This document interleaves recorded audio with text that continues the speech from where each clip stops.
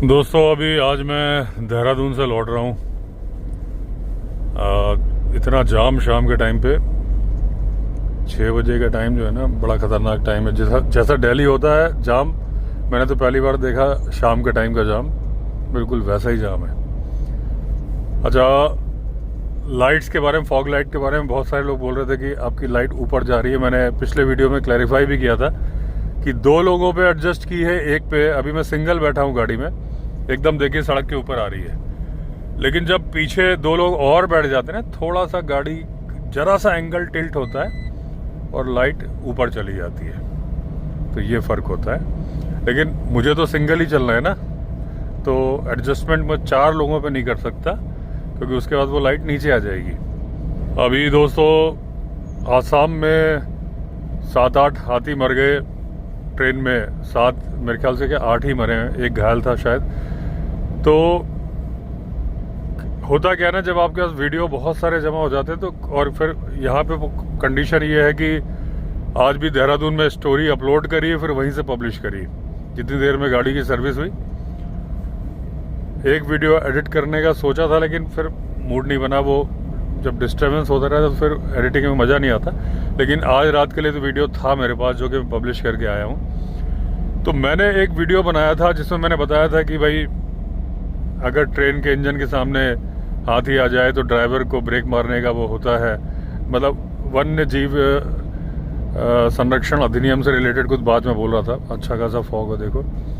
तो तब मैंने बोला था कि देखो हाथी को अगर ब्रेक नहीं मारा जाएगा तो हाथी मर जाएगा। तब तक ये घटना हुई नहीं थी, लेकिन जब मैंने वीडियो डाला तब तक ये 3-4 दिन हो चुके थे, क्योंकि पहले वीडियो अपलोड हो नहीं पाया, फिर मैं कॉर्बेट चला गया और वहाँ भी वाईफाई में नहीं हो पाया वीडियो अपलोड। तो मुझे बड़ा अफसोस हुआ कि देखो जो बात बोली थी बिल्कुल वही हो गई। तो वहाँ पे दोस्तों बहुत सारे लोग बोल रहे थे कि आप अपने विचार बताओ इस बारे में। देखिए विचार क्या है, जब तमिलनाडु में एआई से हाथी की मूवमेंट को ट्रैक किया जा सकता है, तो आसाम में क्यों नहीं किया जा सकता, ये बात मुझे समझ में नहीं आती। नंबर 1, फॉग की कंडीशन बहुत ज़्यादा थी, तो फिर ट्रेन की स्पीड को स्लो रखना चाहिए। अगर कुछ दिख नहीं रहा है ड्राइवर को, ड्राइवर ने इमरजेंसी ब्रेक लगाए, लेकिन जिस तरह से पटरी से डब्बे उतरे, इसका मतलब स्पीड अच्छी खासी थी। अब जब हाथियों की मूवमेंट का मालूम है, एआई की तकनीक का इस्तेमाल नहीं हो रहा है, हुआ ये होगा कि बच्चा पटरी से हट नहीं पा रहा होगा, और हाथियों के अंदर आदत होती है बच्चे को बचाने की, क्योंकि ऐसा हो नहीं सकता कि हाथियों ने ट्रेन की लाइट देखी ना हो। किसी कारणवश वो बच्चा पटरी से हट नहीं पा रहा होगा या गिर गया होगा, जिसके चलते इतने सारे हाथियों की जान गई। इसके लिए एक टेक्निक होती है दोस्तों, वो उसमें क्या होता है कि पटरी में कुछ साउंड सिस्टम लगा दिया जाता है, जो कि ट्रेन की मूवमेंट से जो तरंगे उठती है, कंपन उठता है पटरी में, उससे वो आवाज़ करने लगते हैं। और उसमें एक सिस्टम और भी होता है कि उसकी आवाज़ की फ्रीक्वेंसी मेरे ख्याल से 20,000 हर्ट्ज से नीचे कर दी जाती है। तो उससे क्या होता है कि इंसानी कान उसे नहीं सुन सकते। कि मान लो कि पता चले वो पटाखे जैसी आवाज़ आ रही है, तो आदमी सोचे कि पता नहीं क्या हो रहा है, लेकिन वो जानवर हाथी को मालूम चल जाता है कि यार कुछ गड़बड़ चीज़ आ रही है, आवाज़ें हो रही है, तो वो हट जाए। तो वो सिस्टम लगा देना चाहिए। मैं तो बोलता हूँ उन सारी जगह पे लगा देना चाहिए जहाँ पे हाथियों की मूवमेंट है और ट्रेन गुजरती है। लेकिन जहाँ पे अगर एआई सिस्टम लगा है, वहाँ लगाने की ज़रूरत नहीं है, तो उन जगहों पे लगा दें, जैसे कि आसाम वाली जगह, ताकि दोबारा ये घटना ना हो। कुछ दिन तक इंसान अफसोस प्रकट करता है, लेकिन कुछ दिन के बाद लोग भूल जाते हैं, रूटीन लाइफ चालू हो जाती है। यहाँ फॉग ज़्यादा होने का कारण क्या है कि यहाँ नहर बह रही है, वाटर बॉडी है ना, इसलिए। दूसरा दोस्तों, बहुत सारे लोग बोल रहे थे कि आप यहाँ दारू पार्टी चल रही है। चलो ये तो रोड के नज़दीक है, लेकिन फिर भी गलत है। हाथी की बहुत मूवमेंट है यहाँ पे, और इस इलाके में तो वो सद्दाम भी घूमता है। ये सद्दाम ने अपना अड्डा यहीं बनाया हुआ है रहने का। तो दूसरा, अरावली हिल्स के बारे में लोग बोल रहे हैं कि आप अभी कल परसों किसी ने कमेंट किया पहले डिपर दे दिया जाए। डिपर के बारे में भी नाइट में किसी ने कमेंट किया कि आप हाई बीम में चल रहे हो, हालांकि उसका जवाब मेरे सब्सक्राइबर्स ने ही दिया कि अवस्थी जी हमेशा डिपर देते हैं। तब मैंने जब नहीं दिया क्योंकि ट्रक थे, वो उनकी ऊंचाई बहुत ज़्यादा थी और उन्होंने भी फॉग लाइट जलाई हुई थी, तो मेरे फॉग लाइट से उनको दिक्कत नहीं थी, इसलिए। बाकी मैं हमेशा देता हूँ, आपको मालूम है। दूसरा उन्होंने कहा था कि लो बीम में चलाओ, तो ये बहुत गलत धारणा है कि आप फॉग के टाइम पे लो बीम में चलाओ या हाईवे पे लो बीम पे चलाओ।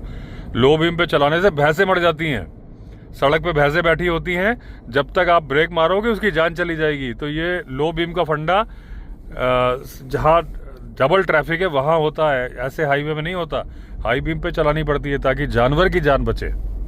काली भैंस नज़र नहीं आती, हाथी भी नज़र नहीं आता, तो इसलिए हर जगह एक ही फंडा नहीं चलता है, तो हाई बीम पे ही चलानी चाहिए फॉग वाली कंडीशन में, और हाईवे पे जहाँ पे जानवरों के बैठे होने का अंदेशा होता है। तो अरावली, हाँ, कुछ लोगों ने लिखा, कुछ ने एक कमेंट आया था कि आप पॉलिटिकल मैटर पे नहीं बोलते, लेकिन अरावली के मैटर पे तो आपको बोलना चाहिए।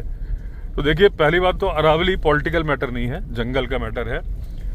दूसरी बात, अभी जो मैं इस पे पॉडकास्ट बनाने की सोच रहा हूँ, लेकिन R&D करके पूरा, क्योंकि अभी तक मुझे सुप्रीम कोर्ट का वो जजमेंट पढ़ने के लिए नहीं मिला पूरा, मैं वो एक बार वो हासिल कर लूँ तो बोलूँगा। क्योंकि अभी जो अलग अलग बातें आ रही हैं, कुछ यूट्यूबर्स ने वीडियो बनाया, फिर वन मंत्री जी का स्टेटमेंट आया था कि कुछ यूट्यूबर्स के बोलने की वजह से गलत धारणा फैली 100 मीटर से रिलेटेड कुछ बात जो है, तो वो पूरी तरह से मुझे समझ में नहीं आई है। तो मैं वही बातें जो मैंने सुनी है, अखबार में पढ़ी है, वो रिपीट कर दूं तो फ़ायदा क्या हुआ?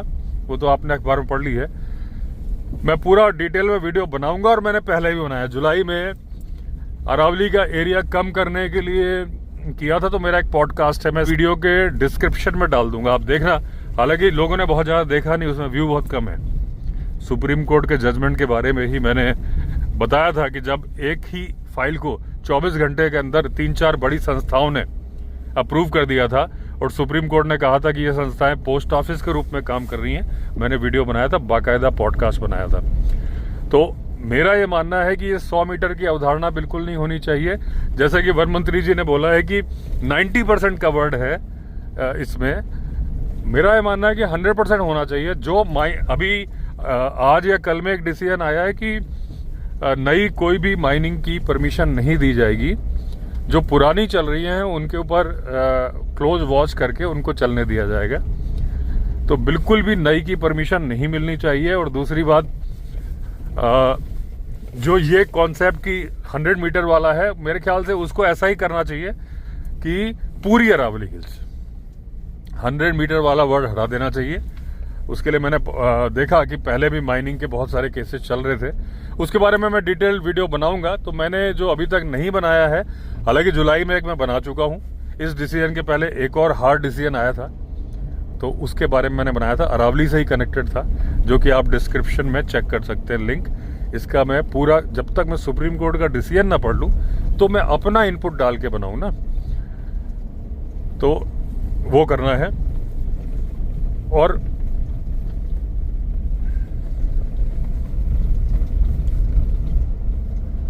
आज देखना है, जंगल में तो फॉग नहीं है क्योंकि हाथी जी मिल सकते हैं। थोड़ा सा लेट हुआ है मुझे, लेकिन क्या करूं मैं, सर्विस कराना भी ज़रूरी था क्योंकि इसके 4L और 4H के सेंसर चल रहे थे। तो गुरखा कम्युनिटी में लोगों ने बताया कि वो सेंसर मुझे लटके हुए दिख गए थे, बाहर निकल गए थे। उन्होंने कहा इसको जल्दी करा लो, फर्दर डैमेज ना हो। तो वरना मेरा प्लान था कि मैं नोएडा में कराऊंगा सर्विस, न्यू ईयर के बाद जब जाऊंगा। मैंने फिर यहाँ करा ली। बढ़िया सर्विस सेंटर है, देहरादून वाला भी जो है SKD में कराई, बहुत बढ़िया सर्विस, मुझे पसंद आई। तो देखते हैं दोस्तों अभी हाथी मिलता है कि नहीं मिलता। फॉग तो नहीं है यहाँ पे, वो उधर ही था नहर के चलते।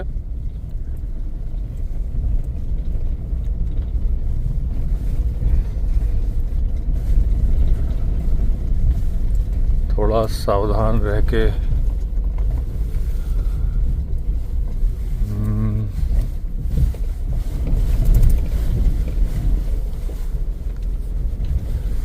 ये हाथी का गोबर या लीद पड़ी है।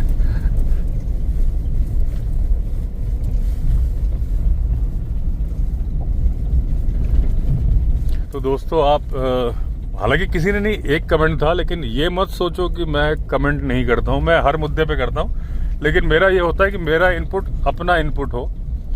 मैं देखिए फॉरेस्ट डिपार्टमेंट के खिलाफ भी बोलता हूँ, फॉरेस्ट डिपार्टमेंट के फेवर भी बोलता हूँ। मैं फॉरेस्ट डिपार्टमेंट के ना तो अगेंस्ट हूँ, कैसे अगेंस्ट हो सकता हूँ? जो जंगल की सुरक्षा कर रहा है डिपार्टमेंट, उसके खिलाफ कैसे हो सकता हूँ? लेकिन जहाँ फॉरेस्ट डिपार्टमेंट की गलती होती है वहाँ उनकी गलती मैं खुलेआम उजागर करता हूँ। मेरे बहुत सारे वीडियो आपको मिल जाएंगे। ये लाइट का फोकस नीचे क्यों जा रहा है यार? लाइट तो जल रही है। तो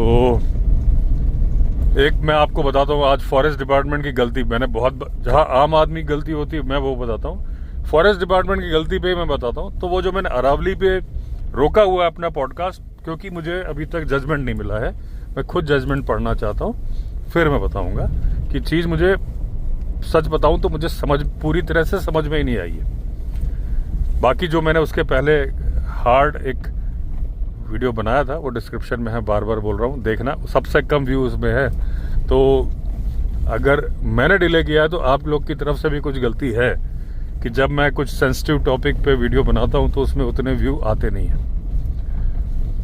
तो अभी मैं जो आपको बता रहा हूँ कि जो फॉरेस्ट डिपार्टमेंट की गलती है क्या है, देखिए सबसे बड़ी तो एक तो मैंने आपको बताया कि हमारे वन्य जीव संरक्षण अधिनियम में कई खामियां हैं, जो कि अमेंडमेंट 6-7 अमेंडमेंट के कारण हो गई। मैं 2-3 नाइट ड्राइव में इस बात को डिस्कस कर चुका हूँ।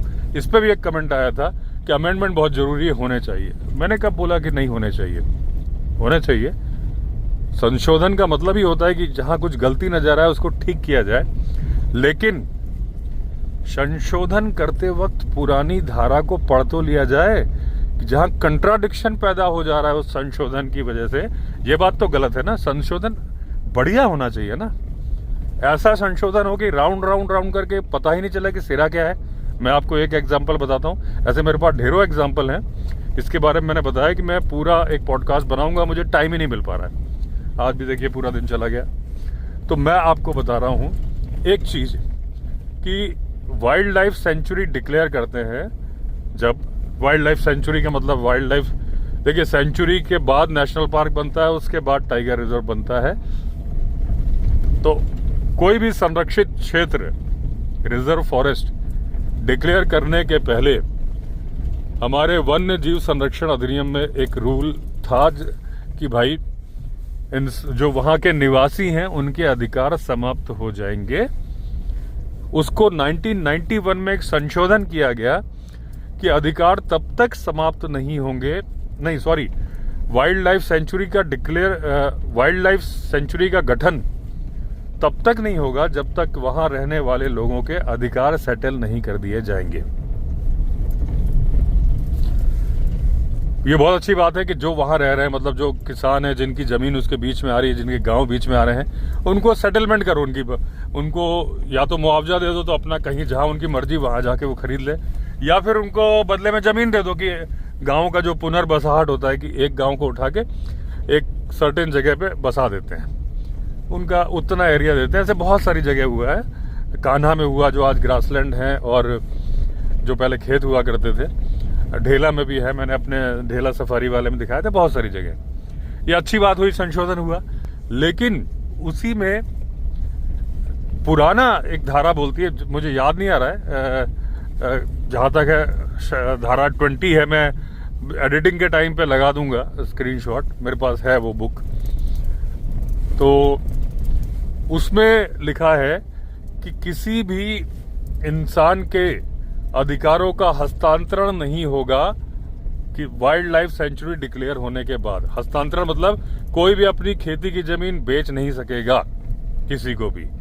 और एक बात लिखी है कि किसी भी वाइल्ड लाइफ सेंचुरी का गठन तब से माना जाएगा जब से उसकी अधिसूचना जारी होती है। यानी जिस दिन आपने नोटिफिकेशन जारी किया कि फलानी जगह को हम वाइल्ड लाइफ सेंचुरी बनाने जा रहे हैं, उस दिन से ही आपके सारे अधिकार समाप्त हो जाएंगे। अधिसूचना जारी होने के बाद आपके अधिकार समाप्त। तो आपने संशोधन किया कि तब तक वाइल्ड लाइफ सेंचुरी का गठन नहीं होगा जब तक लोगों के अधिकार सेटल नहीं कर दिए जाएंगे। अधिकार सेटल डीएम करते हैं, फॉरेस्ट वाले नहीं करते हैं, है ना, जिला कलेक्टर, डिस्ट्रिक्ट मजिस्ट्रेट। तो आपने एक धारा में लिख दिया कि तब तक नहीं बनेगी जब तक कि आपकी जमीनों के अधिकार सेटल नहीं हो जाएंगे, जो कि अच्छी बात है। और वहीं आपकी जो पुरानी बात थी उसको आप मिटाना भूल गए। अब आपका वो संशोधन राउंड राउंड घूमता है। अब कौन कंटेम्प्ट ऑफ कोर्ट में अपनी कलम फंसाएगा अधिकारी? तो जिस दिन नोटिफिकेशन जारी होता है उस दिन से सारे जमीनों के ट्रांसफर बंद हो जाते हैं। तो वो संशोधन तो उस संशोधन का क्या फायदा? अब इसका एक नुकसान बताऊं आपको, कितना भयानक नुकसान हुआ जो कि किसी को मालूम ही नहीं है। आप गूगल करना, Kareri wild life sanctuary Shivpuri जिले में थी, 1981 में गठन हुआ। अब तो वो हटा दी गई है। उसको आपको गूगल में मिलेगा कि हटाने की प्रोसेस जारी है। एक्चुअली हट चुकी है वो। उसके पीछे की कहानी जो आपको नहीं मालूम है वो मैं बताता हूँ। बड़ी दुखदाई कहानी है। आप देखना कि कैसे कानून का दुरुपयोग होता है, कैसे अधिकारों का दुरुपयोग होता है।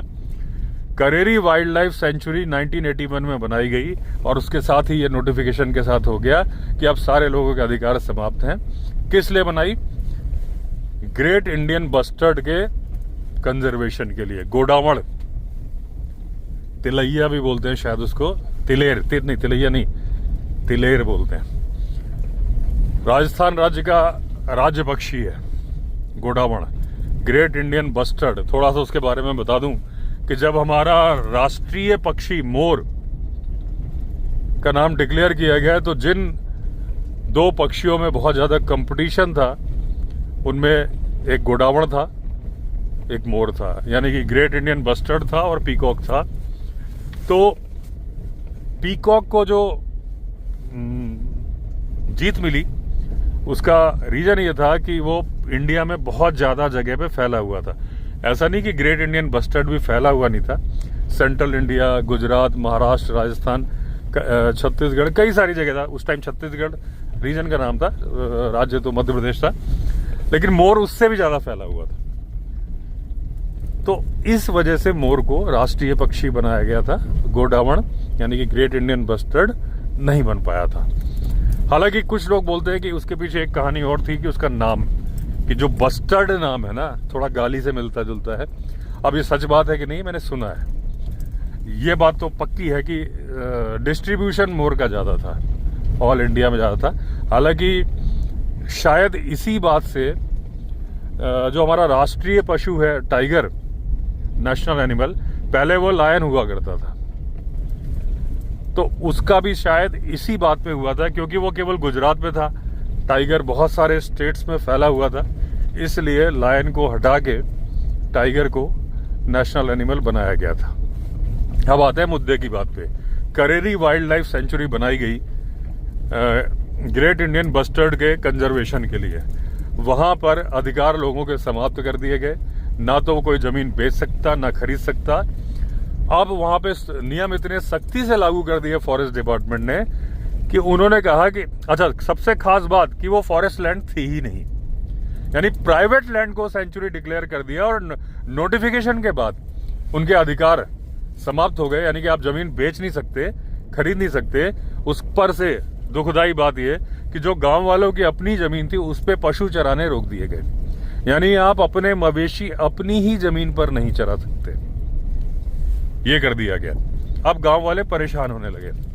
अब क्या हुआ कि पहले जब आपने कंजर्वेशन किया तो वो बर्ड तो बढ़ने ही लगा, साथ में ब्लैक बक, जंगली सुअर, काला हिरण, जंगली सुअर बढ़ने लगे। जब ये बढ़ने लगे तो इनके खेत, फसल उगाने की जो इनको परमिशन थी उसको खाने लगे, तो और ज्यादा दुखी हो गए।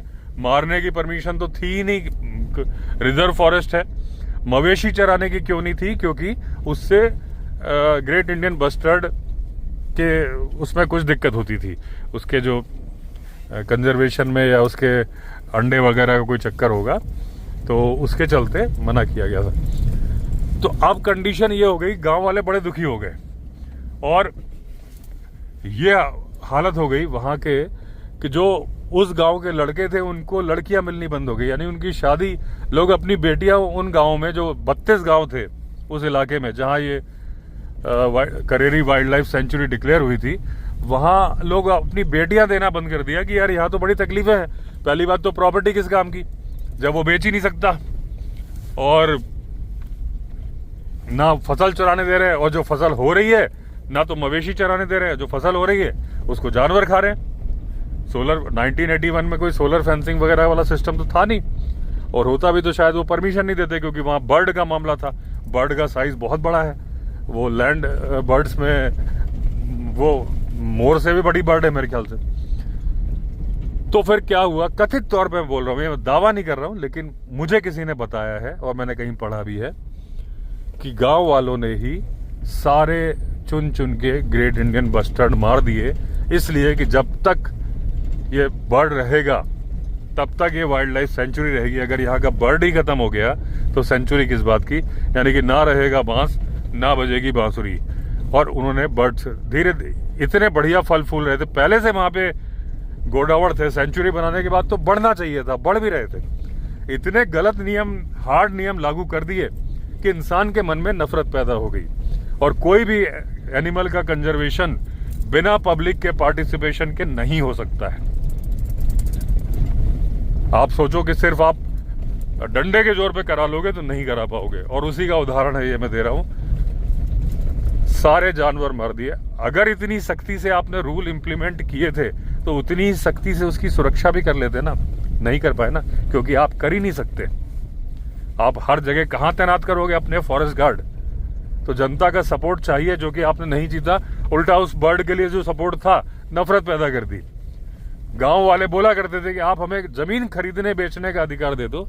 ये उल्लू है, उड़ा उड़ा उड़ा, देखिए ये देखिए बहुत बड़ा उल्लू है। ये क्या है, इसको बोलते हैं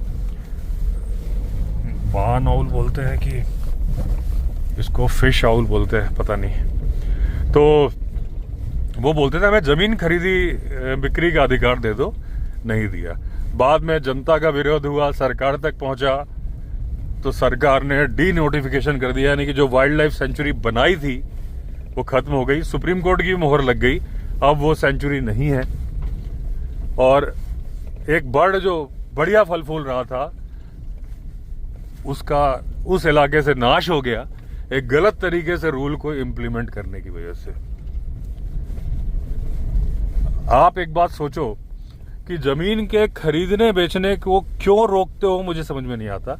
आप बताओ, अगर एक जमीन में, मैं एग्जांपल दे रहा हूं, 50 ईंटें रखी हुई हैं, तो वो ईंट राम कुमार के पास है कि श्याम कुमार के पास है, इससे आपको क्या फर्क पड़ता है? अगर राम कुमार ने श्याम कुमार को बेच दी तो ईंट तो एक ही है ना, जमीन थोड़ी ना नई पैदा कर दी। और ऐसा भी नहीं है कि वो किसी और काम के लिए बेच दिया। अगर वो खेती के लिए बेच रहा था तो वो दूसरे काम के लिए, तो आप उसको परमिशन दोगे भी नहीं। विदाउट आपकी परमिशन थोड़ी ना बिकेगी कि वो वहां फैक्ट्री डालने के कर देगा। और कोई पागल है जो फैक्ट्री डालने आएगा जहां वाइल्ड लाइफ सेंचुरी डिक्लेयर हो चुकी है, जब उसको परमिशन ही नहीं मिलेगी। ना कोई होटल रिजॉर्ट बनाने की परमिशन मिलेगी, जब वाइल्ड लाइफ सेंचुरी के अंदर थोड़ी ना परमिशन मिलेगी, बाहर मिलेगी। तो रूल जब इंप्लीमेंट हो गया तो जो आदमी उस लिए खरीदना चाह रहा था वो खरीदेगा भी नहीं, अपने पैसे कौन फंसाएगा? तो खेती के लिए ही खरीदेगा। तो वो खेती राम कुमार कर रहा है कि श्याम कुमार कर रहा है, इसका आपको क्या फर्क पड़ता है? ठीक है ना।